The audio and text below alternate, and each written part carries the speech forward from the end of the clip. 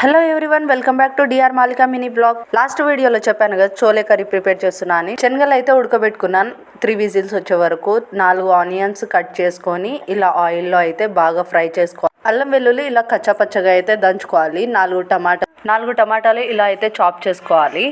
Onions ఇలా fry చేసుకున్న తర్వాత 4 టమాటాలు కట్ చేసుకున్నాం కదా, అది కూడా యాడ్ చేసుకోవాలి.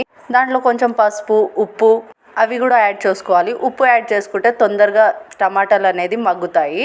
ఇంకా వాటర్ కూడా బాగా వస్తుంది టమాటాలో నుంచి తొందరగా. అందుకే నేను ఎప్పుడైనా టమాటాలు వేసేసిన తర్వాత ఉప్పు వేసేస్తాను. ఉడకబెట్టిన శనగలు ఉన్నాయి కదా, పక్కనైతే తీసుకున్నాను. దాని వాటర్ కర్రీలో వేయడానికి ఉంటుందని పెట్టుకున్నాను. టమాటాలు అవుతున్నప్పుడు అల్లం వెల్లిపాయ పేస్ట్ అయితే వేసుకోవాలి. పచ్చివాసన పోయే వరకు ఫ్రై అయితే చేసుకోవాలి. ఆయిల్ పైకి వచ్చేసిన తర్వాత ఉడకబెట్టుకున్న శనగలు అయితే యాడ్ చేసుకోవాలి.